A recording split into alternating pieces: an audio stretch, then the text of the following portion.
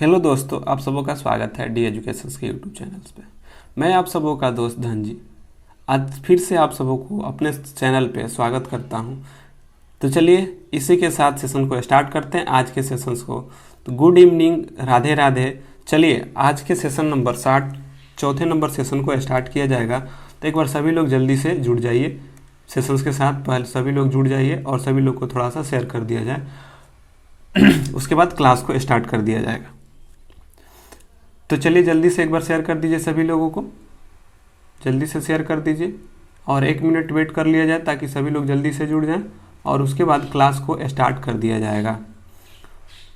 तो 2 दिन क्लास नहीं हो पाया, उसके लिए सॉरी।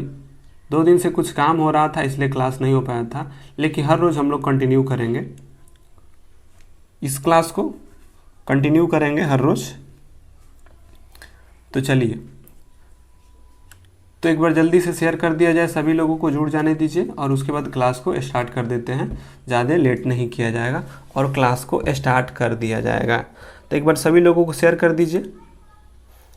आप सबों को पता होता है कि हम लोग सुबह में जो मॉर्निंग सेशन होता है, मॉर्निंग वाले में हम लोग 8 बजे जुड़ते हैं, प्रत्येक सुबह 8 बजे जुड़ते हैं, जिसमें जीके जीएस से संबंधित जो क्वेश्चन होते हैं और जो हम लोग के रेलवे उपयोगी जो क्वेश्चन होंगे, स्पेशली ग्रुप डी को लेकर हम लोग सेशंस को चला रहे हैं। क्योंकि शाम में और रात्रि 9 बजे साइंस के सेशंस को चला रहे हैं, जिसमें सुपर 25 क्वेश्चन होते हैं और उसमें फिजिक्स, केमिस्ट्री और बायो से क्वेश्चन होते हैं और ये सारे के सारे आपके ग्रुप डी में पूछे गए क्वेश्चन हैं। जबकि सुबह में हम लोग जीके जीएस से संबंधित सुबह 8 बजे में करते हैं। तो चलिए आज के सेशंस को देखते हैं कि सेशन नंबर 4 यानी चौथे जो सेट है, चौथा सेट में कौन कौन से आज के क्वेश्चंस बने हैं और कैसे कैसे क्वेश्चन बनते हैं। तो चलिए सभी लोग को स्टार्ट करते हैं और ये रहा आज का पहला क्वेश्चन। आप सबों को बताना है कि महावीर तीर्थंकर अंतिम तीर्थंकर माने जाते हैं। कहूँगा आप लोग आंसर करिए, तब तक से हम इसका डिस्कशन करते चलते हैं, क्योंकि आप सब इसका सुनते भी चलेंगे और पता भी रहेगा। देखिए हम लोग क्या करेंगे कि क्वेश्चन आपको दे दिया जाएगा, आप लोग उसको कमेंट करिए, पोल करिए, तब तक से हम कुछ क्वेश्चन को डिस्कस कर देते हैं, क्योंकि समय व्यतीत करने से कोई फायदा नहीं है। चलिए अगर महावीर तीर्थंकर आप लोग आंसर करिए, आपको बताते हैं, तब तक से इनसे जुड़े। कहा जाता है कि जैन धर्म के संस्थापक कौन थे? तो जैन धर्म के संस्थापक थे ऋषभदेव थे। जबकि वास्तविक संस्थापक कहा जाता है, वास्तविक संस्थापक किसे कहा जाता है? तो वास्तविक संस्थापक हैं महावीर स्वामी, जो महावीर स्वामी थे। और जैनों में कुल 24 तीर्थंकर हुए। कितने? 24 तीर्थंकर हुए। 24 तीर्थंकर हुए और यह 24वें तीर्थंकर कौन थे? महावीर स्वामी थे। कौन थे? महावीर स्वामी थे। अगर तीर्थंकर की संख्या की अगर बात कहा जाए कि तीर्थंकर की संख्या में, तो तीर्थंकर में कुछ आप संख्या याद रख सकते हैं। जैसे पहला तो हो गए ऋषभदेव। कौन हो गए? ऋषभदेव। दूसरा हो गए अजीतनाथ। तीसरा हो गए, एक सेकेंड, तीसरा हो गए आपके 1 2 3, आपको तीसरा बताना था। एक सेकेंड रुक जाइए, थोड़ा सा लिखने में दिक्कत हो रहा है।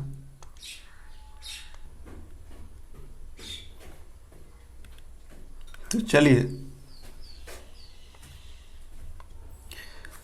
तीसरा देखिए, तीसरा कौन है? पहले ऋषभदेव का प्रतीक चिन्ह कहता है, तो ऋषभदेव का प्रतीक चिन्ह होता है साढ़, जिसे ही वृषभ भी कहा जाता है। तो ऋषभदेव का वृषभ यानी साढ़। अजीतनाथ का पूछता है तो अजीतनाथ का हाथी। तीसरा हो गए संभवनाथ। कौन हो गए? संभवनाथ। और संभवनाथ का स्वास्तिक चिन्ह, अरे संभवनाथ का घोड़ा। तो ऋषभदेव का साढ़, अजीतनाथ का हाथी, संभवनाथ का घोड़ा, यह 3 गो आपको यहाँ से याद रखना है। और क्या याद रखना है?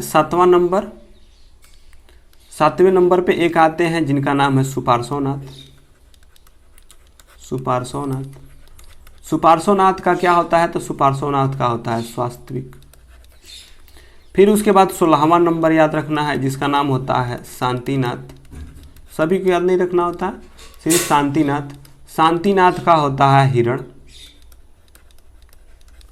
और फिर उसके बाद होते हैं 21वां याद रखिए, हैं नेमिनाथ। कौन है? नेमिनाथ हैं। नेमिनाथ का नीलकमल। नेमिनाथ का नीलकमल। फिर आपको याद रखना है 22वां,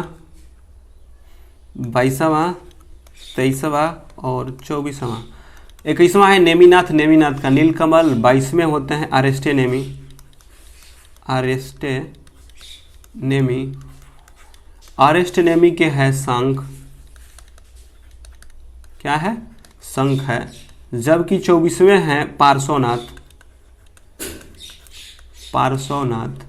और पार्श्वनाथ का क्या होता है? तो सर्प होता है।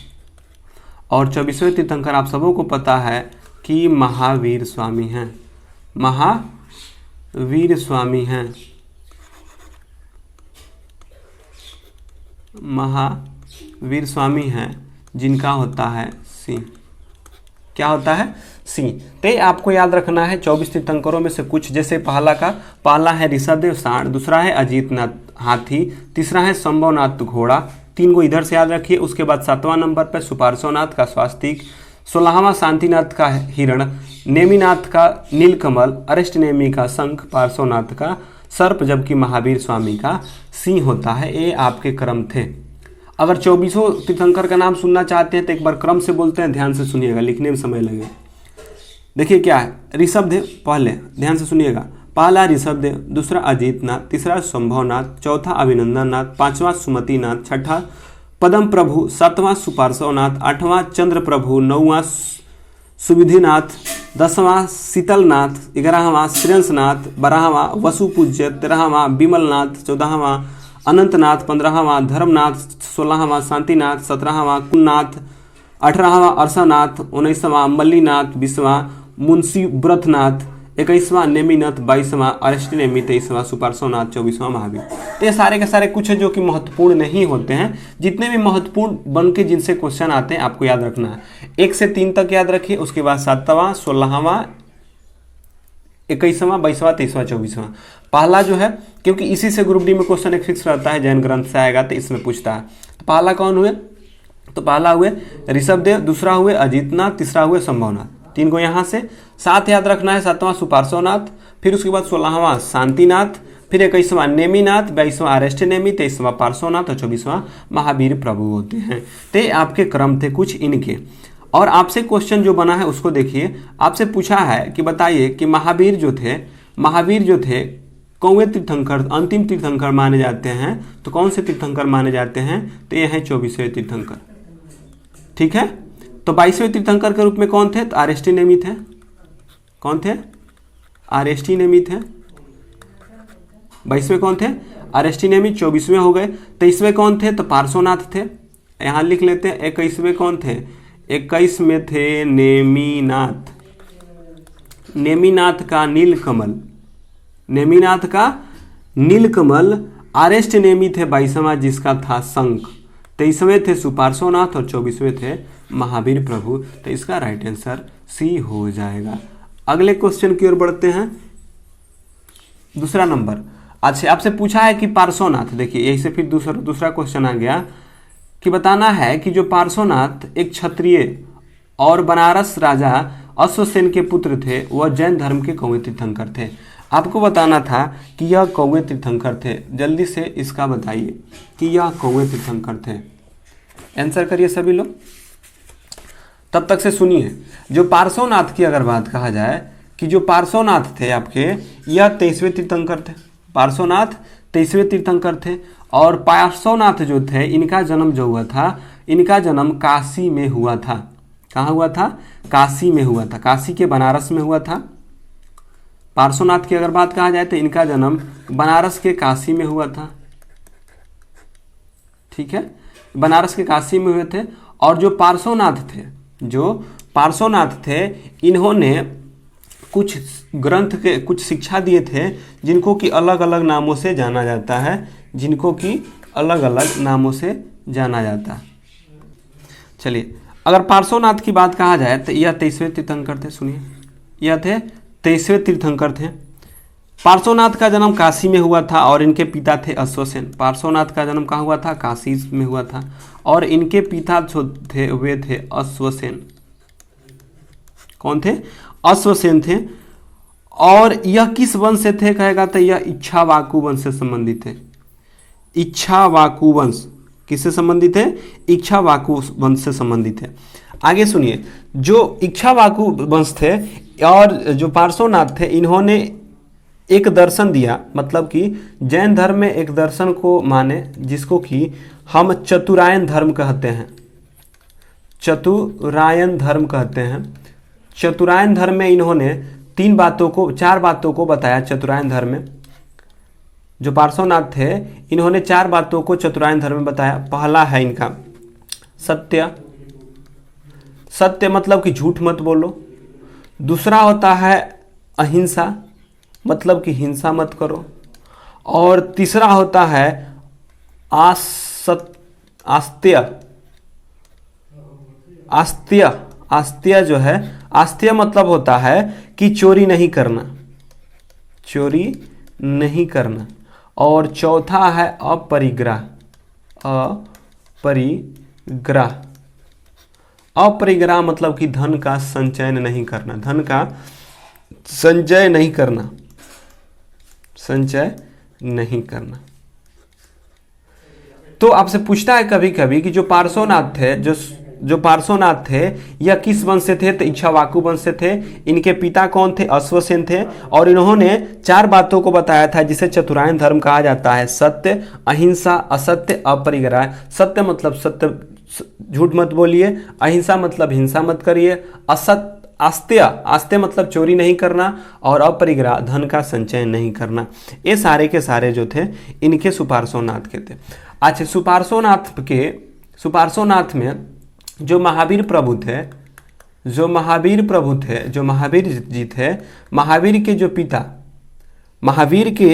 पिता थे, ठीक है, महावीर के जो पिता होते थे, महावीर के जो माता पिता थे वे सुपार्श्वनाथ जो थे, जो पार्श्वनाथ थे उनके अनुयायी थे। किनके थे? अनुयायी थे। अगर महावीर की पता है तो सबको पता है कि महावीर का जन्म कुंडग्राम के वैशाली में हुआ था। यह क्षत्रिय थे। इनका बचपन का नाम वर्धमान था। इनकी पिता का नाम जो थे, इनके जो पिता थे वो वैशाली वज्जी कुल के थे जिनका नाम था सिद्धार्थ। इनकी माता थी त्रिशला जो कि चेटक, जो लिच्छवी की महारानी थी। चेटक की बहन चेटक चलना थी, उनकी बहन थी। तो ये सारे बहुत सारे क्वेश्चन बनते हैं। तो आपसे जो क्वेश्चन बना है उसका आंसर तो सबको पता होगा कि अभी बताया है कि जो पार्श्वनाथ हैं वे 23वें तीर्थंकर थे। पहले कौन हो गए? ऋषभ देव हो गए। 24वें कौन हो गए? महावीर स्वामी हो गए। और द्वितीय कौन हो गए? तो द्वितीय अभी बताए हैं अजीतनाथ। जो प्रथम ऋषभ देव थे इनका सांड था, दूसरा अजीतनाथ थे। अजीतनाथ जो थे उनका था हाथी, जबकि 23वें तीर्थंकर पार्श्वनाथ थे, इनका था सर्प। जबकि 24वें तीर्थंकर महावीर थे, इनका था क्या? तो इनका प्रतीक चिन्ह था सिंह। अगले क्वेश्चन की ओर बढ़ते हैं, तीसरे नंबर की ओर। फतुहात फिरोज शाही में उसकी प्रशासनिक उपलब्धियों का रिकॉर्ड दिया गया है। बताइए कि फतुहा किसका? जियाउद्दीन बर्नी का, फिरोज शाह तुगलक का, या किसका दिया गया है? चलिए आंसर करिए। अगर फतुशाही फिरोज शाही की अगर बात कहा जाए तो किसका प्रशासनिक उपलब्धियों का रिकॉर्ड मिलता है, आप लोगों को बताना है। बताइए। अबुल फजल, गुलबदन बेगम, या जियाउद्दीन बर्नी, या फिरोज शाही तुगलक? चलिए, अगर फतुहाते फिरोज शाही में किसके प्रशासनिक का वर्णन मिलता है तो जो फिरोज शाह थे उनके प्रशासनिक वर्णन मिलता है। फिरोज शाह की अगर बात कहा जाए तो फिरोज शाह जो थे एमबीटी का, मोहम्मद बिन तुगलक जो था उसके चचेरा भाई थे। क्या थे? चचेरा भाई थे। और एमबीटी का उत्तराधिकारी एफएसटी बना, फिरोज शाह तुगलक बना था। एमबीटी का उत्तराधिकारी फिरोज शाह तुगलक बना, जो कि कब बना? तो 1351 में बना था, 1351 में बना था। अच्छा, FST से अगर कहा जाए फिरोज शाह तुगलक से, तो इसने कुछ कार्य किए, जैसे कि आप लोगों को याद होगा कि इसने उड़ीसा और पुरी का जो जगन्नाथ मंदिर है उसको ध्वस्त करवा दिया था 1360 में। नागरकोट का प्रसिद्ध ज्वालामुखी मंदिर को भी ध्वस्त करवाया था 1361 में। तो बहुत सारे मंदिर को भी इसने तोड़वाया था। और उसके साथ साथ इसने 24 प्रकार के जो कष्टदायक कर थे उसको समाप्त किया था, और 4 प्रकार के कर को इसने लागू किया था। 4 प्रकार के कर में आपको याद रखना है कौन कौन थे? खराज, खुस्मा, जजिया और जकात। और ब्राह्मणों पर जजिया कर सर्वप्रथम लगाने वाला शासक फिरोज शाह तुगलक ही था। फिरोज शाह तुगलक ने फिरोज शाह तुगलक था, इसने कुछ 5 नहरों की, फिरोज शाह तुगलक ने कुछ 1200 लगभग 1200 बागों का निर्माण करवाया, कुछ शहरों का भी, कुछ नगर का भी निर्माण करवाया, जिसमें आप लोगों को पता होगा फिरोजाबाद, हिसार जो हरियाणा में है, फतेहाबाद, जौनपुर, फिरोजपुर, ये सारे के सारे फिरोज शाह तुगलक के द्वारा बनवाए गए थे। और इसने कुछ चलाया था, जैसे कि आता है दीवाने खैरात, इन्हीं के द्वारा, दीवाने इस्तेहात, दीवाने बंदगान, सबके सब दीवाने इस्तेहात, दीवाने बंदगान और दीवाने खैरात जब सबके सब फिरोज शाह तुगलक के द्वारा ही बनवाया गया था। फिरोज शाह तुगलक की अगर मृत्यु की बात कहा जाए तो इसका मृत्यु 1388 में होता है। कब होता है? 1388 में होता है। और तुगलक वंश का अंतिम शासक जो आता है, ये तुगलक वंश के शासक है, और तुगलक वंश के अंतिम शासक आते हैं नसरुद्दीन मोहम्मद। ठीक है, तो ये बनता है। तो आपसे पूछा है कि फतुहाते फिरोजशाही में किनके प्रशासनिक उपलब्धियों का वर्णन मिलता है? तो फिरोज शाह का मिलता है, और फिरोज शाह से इतने क्वेश्चन बनते हैं। अगले बढ़ते हैं। 1857 के विद्रोह के बारे में बताना है कि 1857 के विद्रोह के नेतृत्व करने के आरोप के मुकदमा चलाया गया, और उनको निर्वासित करके उन्हें 1862 में निधन, मतलब किसको? आपको रंगून भेज दिया गया था। बताइए कौन है? शाह आलम है, बहादुर शाह जफर है, शाह आलम प्रथम है, या अकबर शाह द्वितीय हैं? कौन है बताइए, किनको बताइए जल्दी से सभी लोग। चलिए, आप सबों को पता है कि 1857 के विद्रोह जो हुआ था, जो 34वीं इन्फेंट्री के थे, 34वीं इन्फेंट्री जो पश्चिम बंगाल के बैरकपुर में थे, बैरकपुर में जो थे, बैरकपुर में थे मंगल पांडे, उनके द्वारा क्या कर दिया जाता है? उनके द्वारा 29 मार्च 1857 को बाघ और ह्यूसन को गोली मार दिया जाता है। बाघ और ह्यूसन जो लेफ्टिनेंट थे, गोली मार देता है। क्यों? क्योंकि इसका तत्कालीन कारण था चर्बी युक्त कारतूस जिसमें गाय और सुअर दोनों की चर्बी मिलाए जाते थे, इसका था। और क्या हुआ कि 10 मई 1857 को 10 मई 1857 के क्रांति का विद्रोह स्टार्ट हुआ, जिसमें भारत थे उसमें बहादुर शाह जफर को भारत का क्या कर दिया गया? सम्राट घोषित कर दिया गया था। जब सम्राट घोषित कर दिया 1857 में, तो 1857 क्रांति जैसे ही दबी, उसके बाद बहादुर शाह जफर को कहाँ भेज दिया गया? तो रंगून भेज दिया गया, जिसमें 1862 में इनकी मृत्यु हो जाती है। अगले क्वेश्चन की ओर बढ़ते हैं। 5वां नंबर कि भाग 2 निम्नलिखित में से किसके बारे में उल्लेख करता है? तब तक से आप लोग कमेंट में आंसर करिए, तब तक से कुछ भागों को बता देते हैं। आप में कुल 22 भाग है। कितने भाग है? कुल 22 भाग हैं। अगर संख्या में कहे तो संख्या में 25 हो जाता है, लेकिन कुल 22 भाग ही हैं। संख्या कहने का मतलब कि 4 का ए 4 का बी जो करके आता है, ऐसे 25 हो जाता है, लेकिन भागों की संख्या अभी भी 22 है, भले ही 4 का ए 4 के बी में कर दिया गया है। अगर भाग की अगर बात कहा जाए कि कौन से, अगर कहे कि दूसरे भाग में क्या उल्लेख है, तो आप लोगों को तुरंत पता चलेगा। पहले में पता कर लेते हैं पहले में क्या है। भाग पहले में आपको देखने को मिलता है, जो भाग पहला है उसमें आपको क्या देखने को मिलता है? उसको भाग एक में क्या, कितना से कितना अनुच्छेद? तो अनुच्छेद 1 से लेके 4 तक मिलता है, और इसमें केंद्र शासित प्रदेश का चर्चा किया गया। किसका? तो केंद्र शासित प्रदेश का चर्चा किया गया है। भाग दो में आपके 5 से 11 तक मिलते हैं अनुच्छेद, और इसमें नागरिकता से संबंधित जो नागरिकता से प्रावधान है उससे, और यही पूछा था कि भाग 2 किससे संबंधित है, तो नागरिकता के प्रावधानों से संबंधित है, और अनुच्छेद 5 से 11 तक है। भाग 3 की अगर बात कहा जाए तो भाग 3 है मौलिक अधिकार से, जो कि 12 से 35 अनुच्छेद है, ये है मौलिक अधिकार से। जबकि भाग 4 अगर कहे तो भाग 4 है अनुच्छेद 36 से 51 तक है, और इसमें नीति निर्देशक तत्वों की चर्चा किया गया है। किसकी? नीति निर्देशक तत्वों की चर्चा है। जबकि भाग 5 में किसकी है, और भाग 4 के ए में 51 अनुच्छेद 51 का क है, और 51 के क में मूल कर्तव्यों की चर्चा की गई है। किसकी चर्चा की गई है? तो जो मूल कर्तव्य हैं आपके, जो मूल कर्तव्य हैं उनकी चर्चा किया गया है। कितना? 51 क में। अगर मूल कर्तव्यों की अगर बात कहा जाए तो जब संविधान लागू हुआ था, जब मूल कर्तव्य लागू हुआ था, उस समय मूल कर्तव्यों की संख्या 10 थी, लेकिन वर्तमान में 11 है। 10 थे पहले मूल कर्तव्य, अब 11 है। 11वां कब जोड़ा गया? तो इसको जोड़ा गया 86वां संविधान संशोधन 2002 में। अब पूछे कि 51वां संविधान संशोधन कब, मूल कर्तव्य को कब जोड़ा गया था, तो इसको 42वां संविधान संशोधन 1976 में जोड़ा गया था। जो नीति निर्देशक तत्व 4 में थे और 4 के क में जो मौलिक कर्तव्य जोड़े गए भाग 4 के ए में, उनको 42वां संविधान संशोधन 1976 के द्वारा जोड़ा गया, जिसमें मूल कर्तव्यों की संख्या 10 थी। लेकिन अभी मूल कर्तव्यों की संख्या 11 है, जो कि 86वां संविधान संशोधन 2002 के द्वारा जोड़ा गया था। अगले आते हैं भाग 5 में। क्या भाग 5 में अगर कहें तो भाग 5 में आपको देखने को मिलता है संघ। कहाँ मिलते हैं? संघ मिलते हैं। और यह अनुच्छेद कितने से कितने तक है? तो यह है आपको 52 से लेके 151 तक। संघ जो देखने को मिलता है 52 से लेके 151 तक।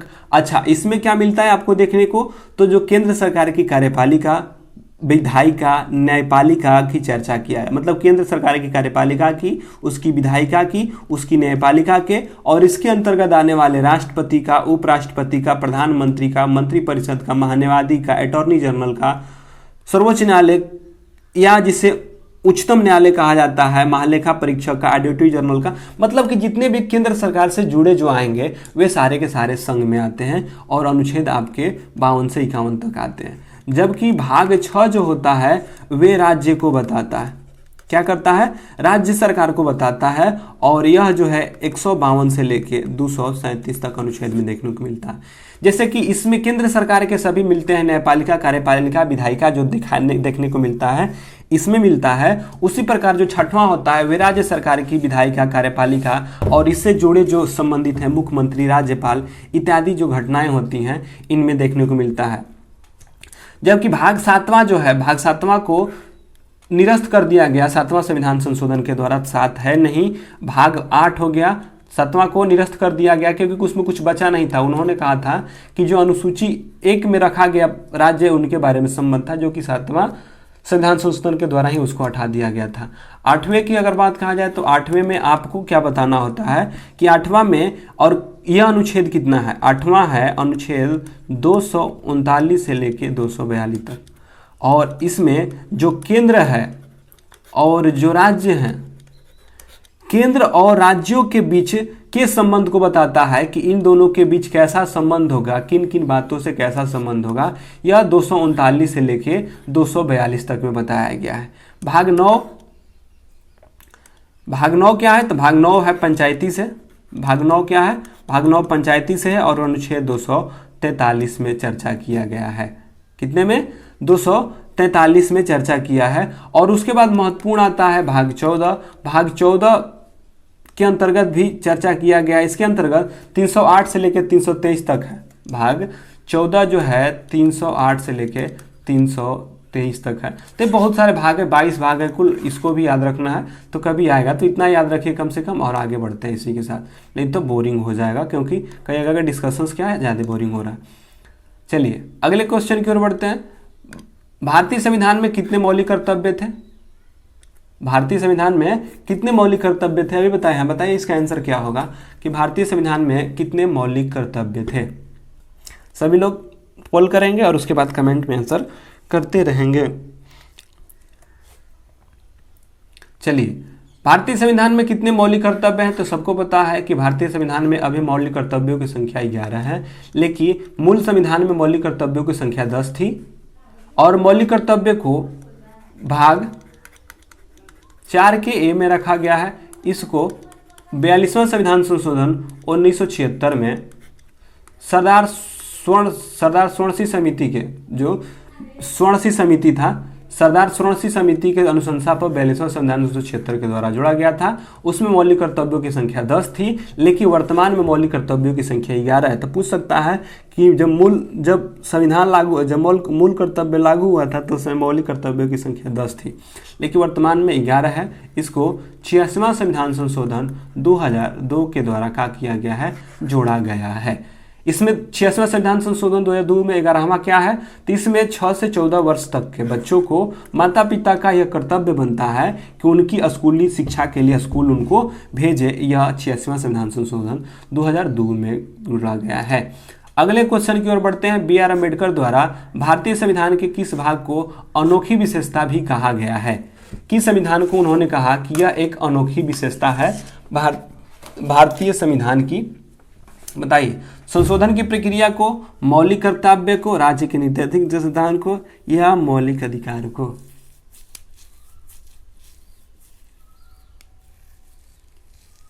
बताइए।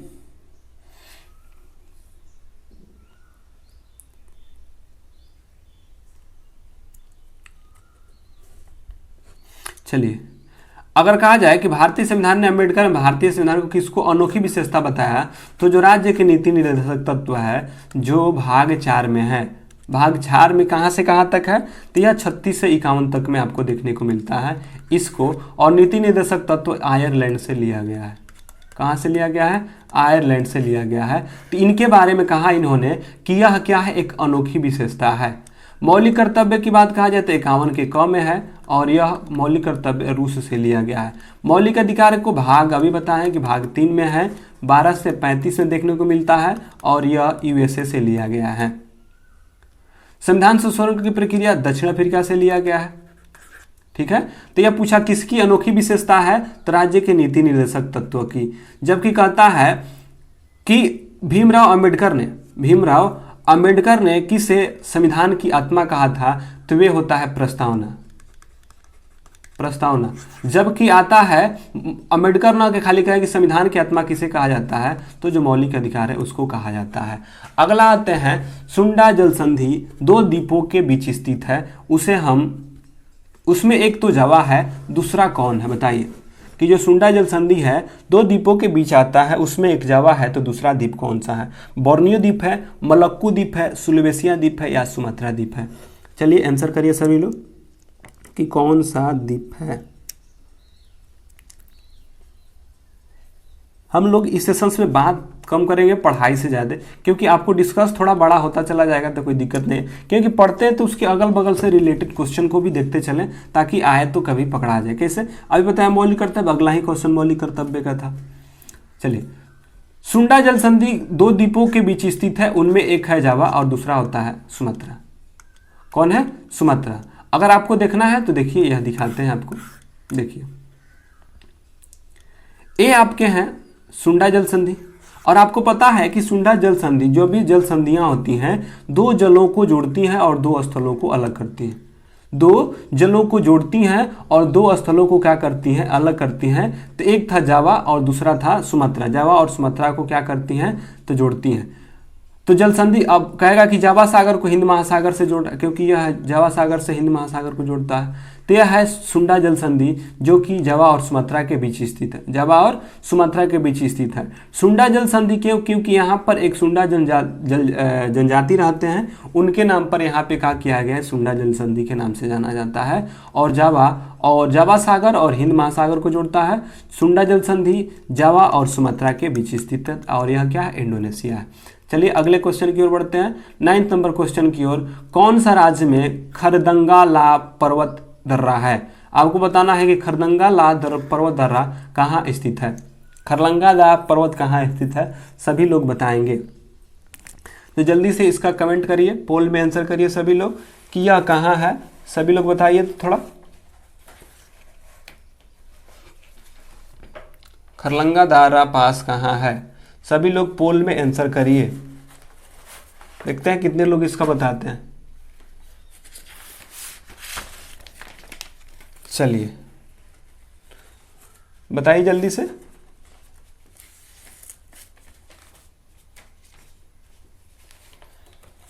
चलिए, अगर कहा जाए कि खरलंगा दारा कहाँ स्थित है, तो यह है जम्मू कश्मीर। कहाँ स्थित है? जम्मू कश्मीर में स्थित है। अब जम्मू कश्मीर की अगर चलबे कर रहा है, जम्मू कश्मीर से अगर क्वेश्चन बन ही गया है, तो देख लेते हैं कि जम्मू कश्मीर से जुड़े कौन कौन से ऐसे क्वेश्चन हैं जो कि दर्रा से जम्मू कश्मीर में देखने को आपको मिल सकते हैं। चलिए, आपसे पूछा था कौन सा, तो जो खरलंगा दर्रा था वही ना पूछा था। आइए, यह था आपका जम्मू कश्मीर।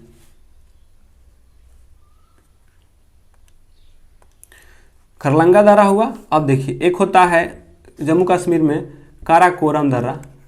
काराकोरम दर्रा। अब पूछे काराकोरम दर्रा, अब कहे कि काराकोरम दर्रा यह है चीन की जाने वाली सड़क है, यह चीन से जाने वाली सड़क है काराकोरम दर्रा। काराकोरम दर्रा फिर होता है बनिहाल दर्रा। बनिहाल दर्रा, ठीक है। बनिहाल दर्रा है जो कि जम्मू को श्रीनगर से जोड़ता है। जम्मू को किससे जोड़ता है? तो श्रीनगर से जोड़ता है। काराकोरम दर्रा, बनिहाल दर्रा, उसके बाद आता है बुर्जिल्ला दर्रा। बुर्जिल्ला दर्रा जो कि श्रीनगर को गिलगित से जोड़ता है। श्रीनगर को किससे जोड़ता है? श्रीनगर को गिलगित से जोड़ता है। तो खरलंगा दर्रा, काराकोरम दर्रा, बनिहाल दर्रा, बुर्जिल दर्रा, ये सारे के सारे क्या हैं? जम्मू कश्मीर से संबंधित है। तो इसको लिखा करते हैं जो के पीर पर आए, जोजिला दर्रा, बनिहाल दर्रा, काराकोरम दर्रा, ये सारे के सारे क्या हैं? जम्मू कश्मीर के। फिर से सुनिए जम्मू कश्मीर का नाम, क्योंकि यह एक फिक्स रहेगा। कौन कौन? देखिए, जोजिला दर्रा, काराकोरम दर्रा, पीर पंजाल दर्रा, बनिहाल दर्रा और बुर्जिल दर्रा, ये पांच को आपको याद रखना है जम्मू कश्मीर में। कौन कौन? जोजिला दर्रा, काराकोरम दर्रा, पीर पंजाल, बुर्जिला और बनिहाल, ये पांच को। उत्तराखंड से याद रखना है तो आप सबको पता है कि लिपू दर्रा, लिपुलेख दर्रा, कौन है? लिपुलेख दर्रा, नीति दर्रा, मन्ना दर्रा, लिपुलेख, नीति, मन्ना, ये सारे कहाँ हैं? लिपू, मन्ना, सब सारे के सारे कहाँ हैं? वहीं पे हैं। तो कहेगा कि लिपुलेख, नीति, मन्ना, लिपुलेख, नीति, मन्ना सब कहाँ हो जाएंगे? उत्तराखंड हो जाएंगे। अरुणाचल प्रदेश कहेगा तो क्या होगा? अरुणाचल प्रदेश के यंगप्या दर्रा, यंगप्या दर्रा, बोमडिला दर्रा, कौन है? बोमडिला दर्रा। और कौन है? और याद पढ़ाइए। देखिए, अरुणाचल प्रदेश के कौन है? यंगप्या दर्रा, बोमडिला दर्रा, और कोई है? तो चलिए, और नहीं है। और कौन बचा इसमें? उत्तराखंड हो गया, अरुणाचल प्रदेश है, जम्मू कश्मीर हो गया, और नागालैंड में कोई चर्चित नहीं आता है, तो नागालैंड से नहीं लेते हैं। तो ये सारे के सारे आपको पूछे कि उत्तराखंड में कौन है? तो मन्ना, लिपुलिति लेख। जम्मू कश्मीर 5 में काराकोरम, बनिहाल, बुर्जिला होता है, ये सारे के सारे। और जैसे कि कौन कौन आएगा? जैसे सिक्किम में नथुला दर्रा है, हिमाचल प्रदेश में कहता है तो रोहतांग दर्रा, सिपकिल्ला दर्रा, बड़लच्छा दर्रा, ये सारे के सारे क्या हैं? हिमाचल प्रदेश के हैं। केरल में आता है तो पालघाट, ये सब आते हैं अलग अलग अलग। तो आपको इतना याद रहेगा तो काम चल जाएगा। अगले क्वेश्चन की ओर बढ़ते हैं। 10वें नंबर, उत्तर पूर्वी भारत में सबसे बड़े ताजे पानी का झील है जो कि मणिपुर में स्थित है, उसका क्या नाम है? आपको क्लियर भी कर दिया है कि यह मणिपुर में है, उसका क्या नाम है? बताइए, आंसर करिए सभी लोग। सभी लोग आंसर करेंगे।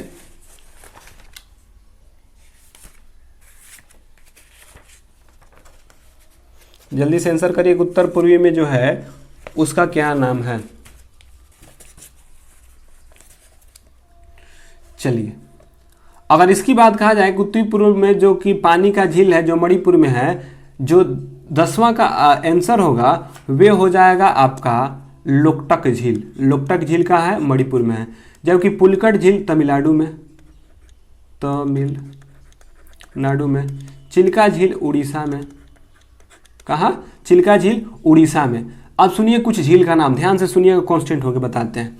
चिल्का झील उड़ीसा में, पुलकट झील तमिलनाडु में, वेबनाड झील केरल में, वेबनाड झील केरल में, सात ताल, जितना भी ताल तलैया कहेगा उत्तराखंड में, ये तो आपको याद नहीं, जितना भी ताल है जैसे कि समता ताल, माता ताल, नकुचुया ताल, खुरपा ताल, एकसा ताल, जितना ताल तलैया कहाँ हो जाएगा, सब उत्तराखंड में हो जाता है।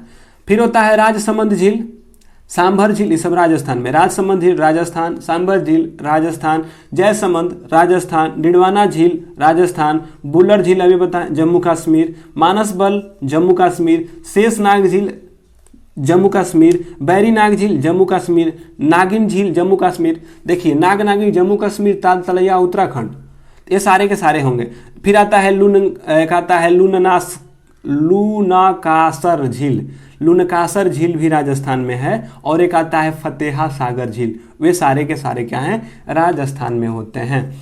ये सारे के सारे क्या हैं, आपके कुछ झील के नाम हैं जो कि याद रखना होता है, कि आप याद रखेंगे तो काम चल जाएगा, तो एक बार झील का भी नाम याद रखेंगे। अगले है कालेश्वरम में किस राज्य सरकार के द्वारा शुरू की गई एक सिंचाई परियोजना है, केरल सरकार के द्वारा, तेलंगाना सरकार के द्वारा, तमिलनाडु या उड़ीसा सरकार के द्वारा। बताइए कि एक कालेश्वरम सिंचाई परियोजना किस राज्य सरकार के द्वारा यह चलाया जा रहा है, तो सभी लोग इसका आंसर करेंगे। कालेश्वरम परियोजना किस राज्य सरकार की सिंचाई परियोजना है, बताइए, आंसर करिए सभी लोग।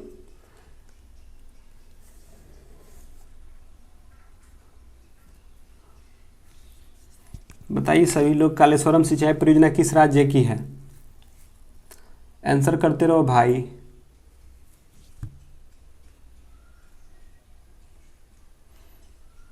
चलिए, अगर कालेश्वरम राज्य सरकार की कौन सी सिंचाई परियोजना है, तो यह तमिलनाडु सरकार की है। किसकी है, तमिलनाडु सरकार की परियोजना है। किस योजना के अंतर्गत कृषि नीति के आरंभ के हरित क्रांति का जन्म हुआ था, आपको बताना है कि कौन सा है जो कि हरित क्रांति के जन्म हुए थे। किस योजना के अंतर्गत कृषि नीति के आरंभ में हरित क्रांति की शुरुआत हुई थी, दूसरी पंचवर्षीय योजना में, छठी पंचवर्षीय योजना में, चौथी पंचवर्षीय योजना में, या तीसरा, या आगे बताइए क्या होगा, आंसर करिए सभी लोग फटाफट से। चलिए, अगर किस योजना के अंतर्गत कृषि नीति आरंभ की गई थी जिसे हरित क्रांति का जन्म हुआ था, वे हुआ था आपका तीसरी, पहला, दूसरा, दूसरा, छठवीं, चौथी और तीसरी। तो क्योंकि आपको पता है कि इस योजना के तहत कृषि नीति आरंभ की गई थी, वे थी चौथी पंचवर्षीय योजना के अंतर्गत, क्योंकि तृतीय पंचवर्षीय योजना में हरित क्रांति का जन्म हुआ था। तृतीय पंचवर्षीय योजना में आपके हरित क्रांति का जन्म हुआ था, जो कि 1966 से 67 के बीच है। लेकिन यह कृषि नीति आरंभ कर दी गई, वे चौथी पंचवर्षीय योजना में की गई थी। तीसरी पंचवर्षीय 66 से 67 जो योजना अवकाश था, उसमें भारत की हरित क्रांति की शुरुआत हुई थी, और हरित क्रांति की शुरुआत नॉर्मल बोलरो को माना जाता है, जबकि भारत में हरित क्रांति की शुरुआत के जनक स्वामीनाथन को माना जाता है। हरित क्रांति होने से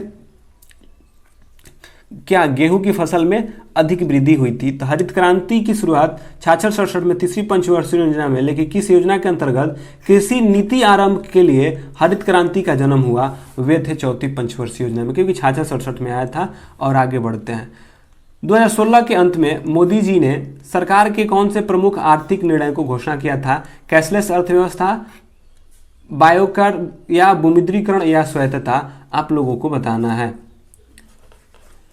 किसके किए थे, मोदी जी ने किसको किया था, बताइए तो, तेरा का आंसर करिए सभी लोग।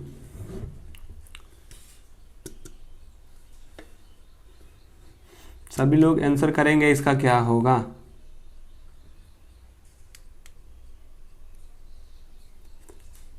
चलिए, अगर प्रधानमंत्री मोदी सरकार ने जो 2016 में किए थे, 8 दिसंबर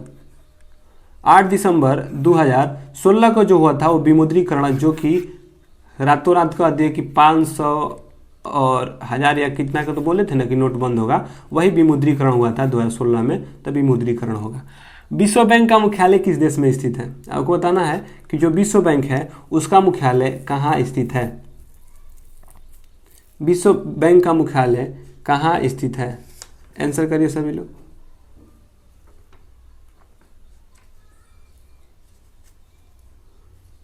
विश्व बैंक का मुख्यालय कहाँ स्थित है, सभी लोग बताइए, आंसर करिए सभी लोग विश्व बैंक का। चलिए, विश्व बैंक की अगर बात कहा जाए तो विश्व बैंक संयुक्त राष्ट्र संघ की, जो संयुक्त राष्ट्र संघ है, संयुक्त राष्ट्र संघ के विश्व बैंक जो है संयुक्त राष्ट्र संघ की ऋण प्रदान करने वाली एक विशेष संस्था है, जिसे जो विश्व बैंक है जिसे अंतर्राष्ट्रीय पुनर्निर्माण विकास बैंक भी कहा जाता है, और शॉर्ट में इसे IBRD भी कहा जाता है, ठीक ना, IBRD कहा जाता है। तो विश्व बैंक संयुक्त राष्ट्र संघ की एक संस्था है जो कि ऋण प्रदान करती है, और इसका नाम IBRD यानी कि अंतर्राष्ट्रीय पुनर्निर्माण विकास बैंक भी है। इसका उद्देश्य सदस्य देशों की अर्थव्यवस्थाओं को बृहद वैश्विक आर्थिक में शामिल करना तथा जो विकासशील देश है उनके गरीबी उन्मूलन में सहायता करना। ये सारे के सारे आपके विश्व बैंक करता है, और यह क्या है, वाशिंगटन के DC में, जो कि USA में स्थित है। अगले क्वेश्चन की ओर बढ़ते हैं। मोहिनीअट्टम नृत्य शैली किस राज्य का लोक नृत्य है? आपको बताना है कि मोहिनीअट्टम नृत्य शैली किस राज्य का शैली है। बताइए कि मोहिनीअट्टम किस राज्य का। चलिए, अगर मोहिनीअट्टम की बात कहा जाए तो सबको पता है कि मोहिनीअट्टम वह केरल की है। कथकली भी केरल की, जबकि कथक कहेगा कथक यह उत्तर भारत की हो जाता है। कुचिपुड़ी आंध्र प्रदेश के, भारतनाट्यम तमिलनाडु के, उड़ीसी के, ठीक ना, कथकली और कुचिपुड़ी आंध्र प्रदेश के, ये सारे के सारे। तो मोहिनीअट्टम आपसे पूछा था, तो मोहिनीअट्टम केरल के और कथकली भी केरल के, जबकि भारतनाट्यम तमिलनाडु के, कुचिपुड़ी आंध्र प्रदेश के, उड़ीसी के। तो ये सारे के सारे क्वेश्चन आपसे बनते हैं।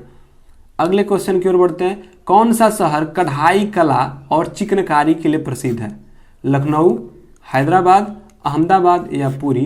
कौन सा शहर है जो कि कढ़ाई और कला चिकनकारी के लिए क्या है, प्रसिद्ध है? आपको बताना है कौन सा, बताइए।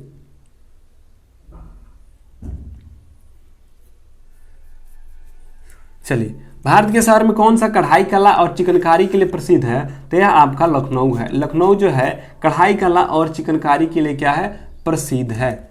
कढ़ाई कला और जो चिकनकारी है उसके लिए यह प्रसिद्ध है। तो इसका राइट आंसर बी हो जाएगा। अगले क्वेश्चन की ओर बढ़ते हैं कि किस खिलाड़ी ने हाल ही में अपनी आत्मकथा पुस्तक एस अगेंस्ट ऑड्स लिखी थी? मतलब कि यह किसकी आत्मकथा है, किसने अपनी आत्मकथा में लिखा था? साइना नेहवाल, युवराज सिंह, सानिया मिर्जा, अनिल कुंबले? बताइए किनका है, किनका है आत्मकथा? पुस्तक अगेंस्ट ऑड्स की लेखिका कौन है? अनिल कुंबले, युवराज सिंह, साइना नेहवाल या सानिया मिर्जा? तो चलिए, अगर युवराज सिंह की अगर बात कहा जाए तो इनका पुस्तक है द टेस्ट माई लाइफ। क्या? The test my life. Sania Mirza की यह पुस्तक है एस अगेंस्ट। जो एस अगेंस्ट है यह किनकी पुस्तक है? तो सानिया मिर्जा की है। जबकि युवराज सिंह का पूछे तो द टेस्ट माई लाइफ, यह पूछा हुआ क्वेश्चन है। अगला है, भारत में राष्ट्रीय हिंदी दिवस मनाया जाता है। भारत में जो राष्ट्रीय हिंदी दिवस है मनाया जाता है कब से?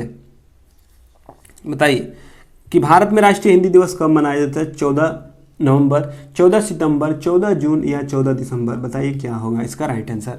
सभी लोग इसका आंसर करेंगे, क्या होगा?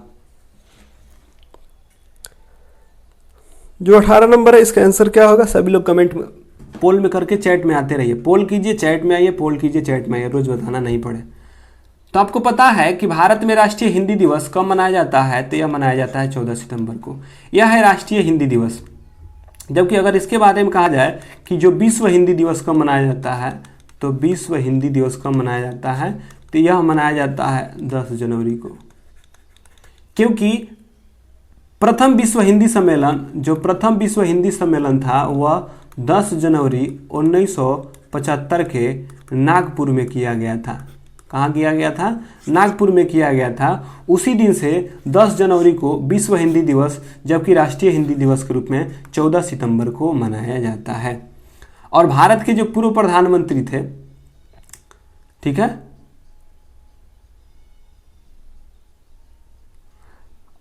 चलिए, तो विश्व हिंदी दिवस 10 जनवरी को, जबकि राष्ट्रीय हिंदी दिवस 14 सितंबर को मनाया जाता है। अगले क्वेश्चन की ओर बढ़ते हैं। भारत के अंतरिक्ष कार्यक्रम में क्रायोजेनिक इंजन के विकास के महत्वपूर्ण योगदान के लिए प्रदान किए गए रॉकेटमैन के नाम से किसे जाना जाता है? यह फेमस क्वेश्चन है, बताइए कि रॉकेटमैन के नाम से किसे जाना जाता है? अशोक खडोलिया, के सिवन, प्रीतिक वर्या, पवन चंदना, बताइए कि कौन है जिनको कि रॉकेटमैन के नाम से भी जाना जाता है? सभी लोग आंसर करिएंगे कि किसे रॉकेटमैन के नाम से जाना जाता है। बताइए कौन है रॉकेटमैन के नाम से किसे जाना जाता है? चलिए, अगर आप सबों को पता हो कि अंतरिक्ष कार्यक्रम में रॉकेटमैन के नाम से के सिवन को जाना जाता है, जो कि इसरो के अध्यक्ष हैं। समाचार टाइम्स नाउ के मुख्य संपादक कौन है? जो समाचार पत्र जो टाइम्स नाउ है, इसके मुख्य संपादक कौन है? राहुल शिवशंकर, अर्णव गोस्वामी, रवीश कुमार या सोनिया सिंह? बताइए कि जो टाइम्स है टाइम्स नाउ के मुख्य संपादक कौन है? अर्णव गोस्वामी, सोनिया सिंह या राहुल शिवशंकर? बताइए, सभी लोग इसका आंसर करेंगे।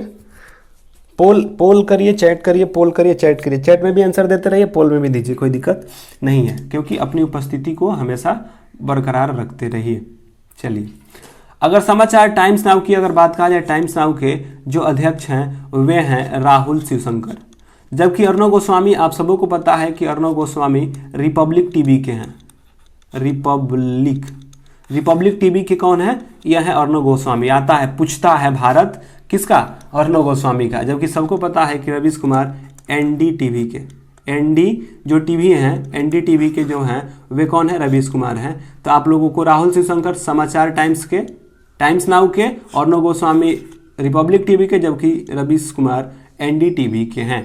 अगले क्वेश्चन की ओर बढ़ते हैं। अब यहाँ से हुआ करंट स्टार्ट। आपको बताना है, अब 10-11 क्वेश्चन आपको करंट को देखने को मिलेगा। बताइए, मोनाली पक्षी और कलागी के टोपी पर रोक लगा दिया है, वो कौन सा राज्य है? मतलब कि आपको मोनाली का टोपी नहीं पहनना है, जो मोनाली पक्षी की कलगी टोपी लगाकर आपको नहीं लगाना है। यह किसने, मतलब कि किस सरकार ने बैन लगा दिया है? सभी लोग बताएंगे, आंसर करिए। 64 का, अरे 21 का,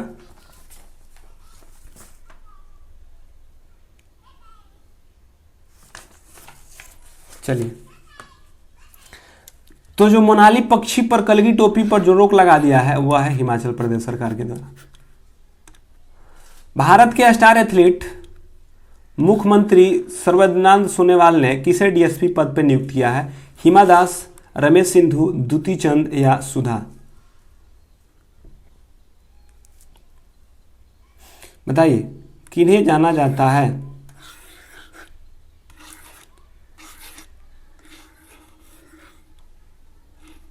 बताइए किसे? चलिए, भारत के स्टार एथलीट जो असम के सर्बानंद सोनोवाल हैं, उन्हें किसे जाना जाता है? तो वे हैं हिमा दास। हिमा दास को अभी हिम बना दिया गया है, और हिमा दास को ही ढिंग एक्सप्रेस कहा जाता है ना, ढिंग एक्सप्रेस शायद हिमा दास को कहा जाता है। द्युति चंद भी क्या है? एक धावक ही है। द्युति चंद भी क्या है? एक धावक है। और डीएसपी के पद पर नियुक्त होने वाली जो है वह हिमा दास है। अगले क्वेश्चन आते हैं। अंतर्राष्ट्रीय मानव जो बंधुता दिवस है, इंटरनेशनल वुमेन फर्टिनिटी डे, किस दिन को मनाया जाता है? 10 जनवरी को, 12 मार्च को, 15 अप्रैल को? बताइए किस दिन मनाया जाता है? अंतर्राष्ट्रीय मानव बंधुता दिवस कब मनाया जाता है? सभी लोग आंसर करेंगे इसका कि अंतर्राष्ट्रीय मानव बंधुता दिवस कब मनाया जाता है? 10 जनवरी को, 12 मार्च को, 4 फरवरी को या 15 अप्रैल? तो चलिए, अगर 10 जनवरी को, तो अभी पता चला है 10 जनवरी को क्या मनाते हैं? तो विश्व हिंदी दिवस। क्या मनाते हैं? विश्व हिंदी दिवस। अब इसका का है कि अंतर्राष्ट्रीय मानव बंधुता दिवस कब मनाया जाता है? तो यह मनाया जाता है 4 फरवरी को। और जो इस बार का जो मानव बंधुता दिवस है, मानव बंधुता दिवस कब मनाया जाता है? तो आपके 4 फरवरी को मनाया जाता है। और इस वर्ष का थीम जो था, ये थीम था ए पाथवे ऑफ फ्यूचर। क्या था? ए पाथवे ऑफ फ्यूचर था। ये पाथवे ऑफ फ्यूचर जो था इसका था। फरवरी की जब बात हो तो फरवरी में देख लेते हैं कि कौन कौन से फरवरी मनाया जाता है। जैसे 4 फरवरी को तो आपको मनाया गया विश्व मानव बंधुता दिवस। 4 फरवरी को विश्व कैंसर दिवस भी मनाया जाता है। विश्व कैंसर दिवस भी क्या होता है 4 फरवरी का। और जो विश्व कैंसर वर्ष का थीम जो इस बार है 21 का, वह है I am and I will. क्या है? I am and I will. तो पूछे कि विश्व कैंसर दिवस का थीम क्या है 4 फरवरी को जो मनाया जाता है? I am and I will. I am and I will जो है इसका थीम है। फरवरी में 4 फरवरी के बाद आपके 10 फरवरी को आते हैं। 10 फरवरी को विश्व दलहन दिवस मनाया जाता है। फिर 13 फरवरी को विश्व रेडियो दिवस। उसके बाद 20 फरवरी को विश्व सामाजिक न्याय दिवस। 21 फरवरी को अंतर्राष्ट्रीय मातृभाषा दिवस। अंतर्राष्ट्रीय मातृभाषा दिवस। जबकि 22 फरवरी को विश्व चिंतन दिवस और 27 फरवरी को प्रोटीन दिवस। 28 फरवरी को राष्ट्रीय विज्ञान दिवस। ये सारे के सारे जो है फरवरी में मनाए जाने वाले कुछ जो हैं दिवस हैं। तो इसको आप लोग ध्यान में रख सकते हैं। इसको याद रखिए कि I am and I will, यह कैंसर दिवस का थीम है जो कि पूछेगा ही पूछेगा, हमेशा पूछता है। देखिए आगे अगला ही, विश्व कैंसर दिवस किस दिन मनाया जाता है? 8 जनवरी, 3 अप्रैल, 5 मार्च या 4 फरवरी? सभी लोग इसका आंसर 100% देंगे क्योंकि अभी पीछे ही बताए हैं। तो इसका आंसर तो सबको पता हो गया कि विश्व कैंसर दिवस कब मनाया जाता है। जो अभी बताए कब मनाया जाता है? 4 फरवरी को। इसका है I am and I will. I am and I will जो है इनका क्या है? थीम है 4 फरवरी का। तो अभी 4 फरवरी में बताइए दिए कि 4 फरवरी को विश्व मानव बंधुता दिवस और कैंसर दिवस दोनों मनाया जाता है। इसी के साथ 25वां नंबर की ओर बढ़ते हैं। हाल ही में किसने भारत के सबसे कम उम्र के महिला पायलट बनकर एक नया कीर्तिमान स्थापित कर दिया है? शिवांगी सिंह, आयाशा अजीज, भावना कंठा या अवनी चतुर्वेदी? बताइए, सबसे कम उम्र की महिला पायलट बनकर एक नया कीर्तिमान हासिल कर लिया है, एक नया रिकॉर्ड शामिल हो गया है। सभी लोग बताएंगे महिला पायलट बनकर कौन जो नया कीर्तिमान स्थापित किए हैं? आयशा अजीज, अवनी चतुर्वेदी, भावना कंठा, शिवांगी सिंह। चलिए आंसर करिए सभी लोग 25 का। तो जो सबसे कम उम्र की महिला पायलट बनकर नया कीर्तिमान स्थापित की हैं वे हैं आयशा अजीज। कौन बनी है? आयशा अजीज बनी है। अगले क्वेश्चन की ओर बढ़ते हैं कि किस राज्य के मुख्यमंत्री ने हर घर पानी हर घर सफाई योजना की शुरुआत किया है? हर घर पानी और हर घर सफाई योजना की शुरुआत किया है। आप लोगों को बताना है कि कौन सरकार के द्वारा यह योजना चलाया गया है। तो एक बार आंसर करिए सभी लोग। बिहार, पंजाब, झारखंड, तेलंगाना? बताइए, आंसर करिए सभी लोग। सभी लोग आंसर करिए, कौन सी सरकार है?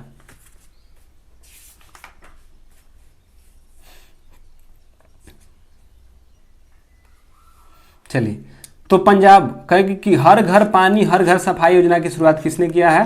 तो ये पंजाब सरकार की। पंजाब सरकार की एक और योजना थी जो कि आप सबों को याद होगा। कौन? सरबत सेहत बीमा। सरबत सेहत बीमा योजना। सेहत बीमा योजना, ठीक है।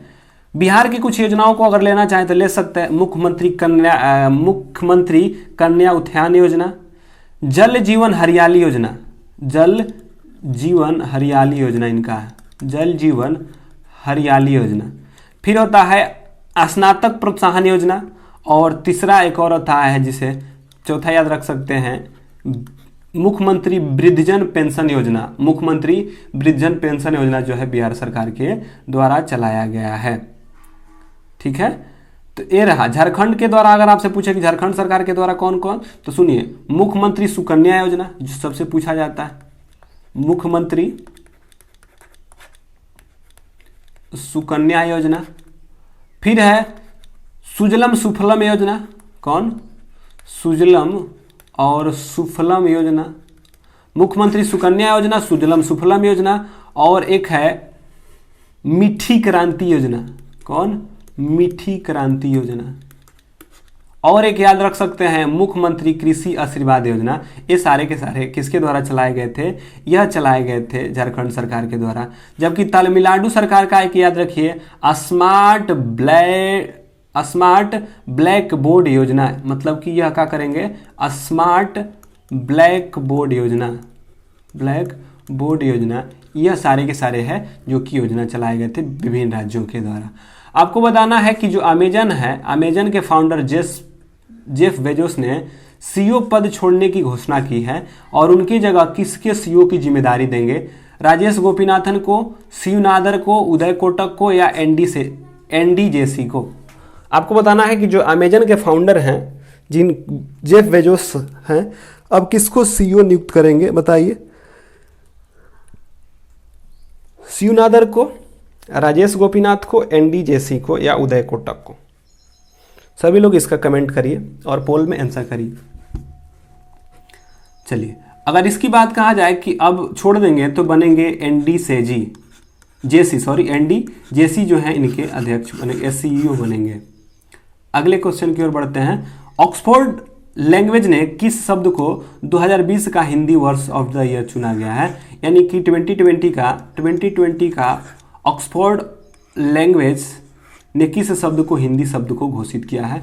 आत्मनिर्भरता को, गौरव को, हिम्मत को, कोविड-19 को? बताइए।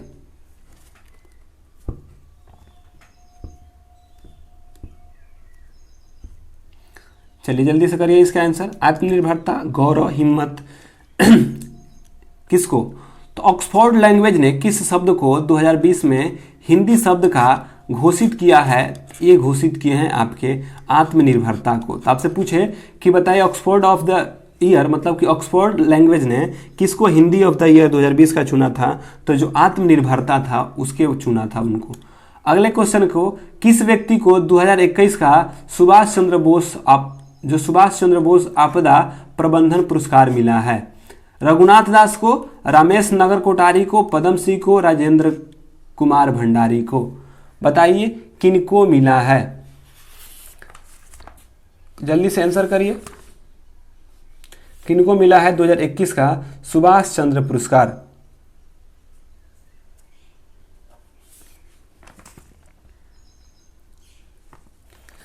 तो आपसे पूछे कि 2021 में सुभाष चंद्र बोस आपदा प्रबंधन पुरस्कार किसको मिला है? तो ये मिला है राजेंद्र कुमार भंडारी को। किसको मिला है? राजेंद्र कुमार भंडारी को मिला है। अगले क्वेश्चन की ओर बढ़ते हैं। 30 नंबर, हाल ही में हुई घोषणा के अनुसार कितनी हस्तियों को पद्म सम्मान 2021 दिया जाएगा? 119 लोगों को, 114, 129 या 125 लोगों को? आपको बताना है कि कितने लोगों को पद्म सम्मान दिया जाएगा। पद्म सम्मान मतलब कि पद्म विभूषण, भूषण और श्री तीनों को मिलाकर आपको बताना है कि कितने लोगों को दिया जाएगा इस बार पद्म। भाई मेरे जुड़े रहो, हमेशा टाइम से जुड़ो और टाइम से डिस्कशन देखो, जिससे कि आपको आने वाले समय में आपको बेनिफिट हो सके। क्योंकि प्रैक्टिस ही ऐसा चीज़ है जो कि आपको सफलता दिला सकती है। तो प्रैक्टिस में आप लोग लगातार जुड़े रहिए। सुबह 8 बजे और रात्रि 9 बजे। सुबह 8 में जीके जीएस के सेशंस में, जबकि रात्रि हम लोग साइंस के सेशंस के साथ जुड़ते हैं। किसके घोषणा के अनुसार कितने हस्तियों ने पद्म सम्मान 2021 सम्मानित किया गया है? तो कुल 119 लोग हैं। 119 गो में से 7 गो को पद्म विभूषण मिला है, 10 लोगों को पद्म भूषण मिला है और 102 लोगों को पद्म श्री मिला है। आपसे पूछ सकता है कि 119 लोगों में से 7 को पद्म विभूषण, 10 को पद्म भूषण, जबकि 102 को पद्म श्री मिला है। और पद्म पुरस्कार की शुरुआत 1954 से होती है और यह भारत की दूसरी सबसे सर्वश्रेष्ठ पुरस्कार है। तो पद्म भूषण दूसरी, पद्म विभूषण तीसरी, जबकि पद्म श्री यह चौथा होता है। तो आइए देख लेते हैं 7 लोगों में किनको किनको मिला है, वो भी देख लेते हैं। तो पद्म पुरस्कार की शुरुआत 2021 में पहली बार 1954 में किया गया था। इस बार 2021 में 119 लोग में पद्म पुरस्कार दिया गया है, जो गणतंत्र दिवस पर की गई थी। गणतंत्र दिवस मतलब 26 जनवरी पर यह की गई थी, घोषणा की गई थी, जिसमें 7 को पद्म विभूषण, 10 लोगों को पद्म भूषण और 102 लोगों को पद्मश्री मिलेगा, जिनमें 29 महिलाएं हैं, 10 विदेशी और एनआरआई हैं और 16 लोग जो ऐसे हैं जो कि मर गए हैं उनको भी मिला है, और एक व्यक्ति जो हैं जो ट्रांसजेंडर हैं उनको भी शामिल कर लिया गया है। अब जो 7 लोगों को पद्म भूषण विभूषण मिला उसको देख लेते हैं। तो आप सबों को पता है शिंजो आबे लोक मामले में, एसपी बालाकृष्णन कला के क्षेत्र में, बेले मुनिप्पा हेगड़े मेडिसिन में, नरेंद्र सिंह का पानी विज्ञान और अभियांत्रिक में, मौलाना बहाउद्दीन खान आध्यात्मिक में, बीबी के लाल थापर यानी बी के लाल आर्कियोलॉजिस्ट थे, जबकि सुदर्शन साहू कला के क्षेत्र में थे। ये आपके पद्म विभूषण इनको मिला था। तो 7 व्यक्तियों को शिंजो आबे, सुदर्शन पटनायक, नरेंद्र सिंह, मौलाना बहाउद्दीन, वीवी लाल और बेले मुनप्पे हेगड़े और एसपी बालाकृष्ण, ये 7 क्या थे आपके विभूषण थे। जबकि 10 लोगों को अगर पद्म जो भूषण मिला वो देखिए कौन है, उसमें है कृष्ण नायर जो कि कला के क्षेत्र में है, तरुण गोगोई लोक मामले में, चंद्रशेखर कामबरा साहित्य में, सुमित्रा महाजन लोक मामले में, नृपेंद्र लोक मामले में, रामविलास पासवान लोक मामले में, केशुभाई पटेल लोक मामले में, कालवे साधिका आध्यात्मिक में, रजनीकांत श्राफ व्यापार में और त्रिलोचन सिंह लोक मामले में। ये सारे के सारे आपके क्या हैं 10 हैं।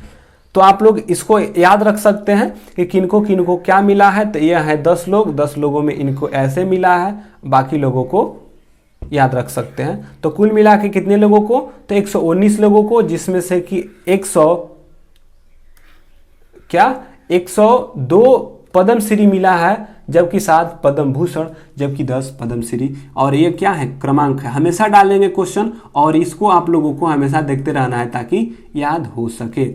इसी के साथ अगले क्वेश्चन की ओर बढ़ते हैं। 31 नंबर, अब नहीं क्वेश्चन है, 30 क्वेश्चन है सर, 30 क्वेश्चन, 30 होगा क्योंकि 30 क्वेश्चन शामिल किया गया था, 30 होगा। तो यह क्या थे, लास्ट क्वेश्चन थे आज का। तो इसी के साथ आज के सेशंस को समाप्त किया जाता है। फिर हम लोग रात्रि 9 बजे जुड़ते हैं, और इस सेशंस में जो पहली बार जुड़े हैं एक बार लाइक और शेयर करके सब्सक्राइब भी कर दें, क्योंकि हम लोग इसी तरह के वीडियोस को सुबह 8 बजे और रात्रि 9 बजे, जिसमें सुपर 25 यानी 25 क्वेश्चन साइंस के लेकर आते हैं, जो कि आपके ग्रुप डी से होने वाले से महत्वपूर्ण होता है आपके एग्जाम के लिए। तो उसमें भी आप लोग जुड़िए। तो चलिए इसी के साथ बहुत बहुत धन्यवाद जुड़ने के लिए। फिर मिलते हैं रात्रि 9 बजे। Bye bye.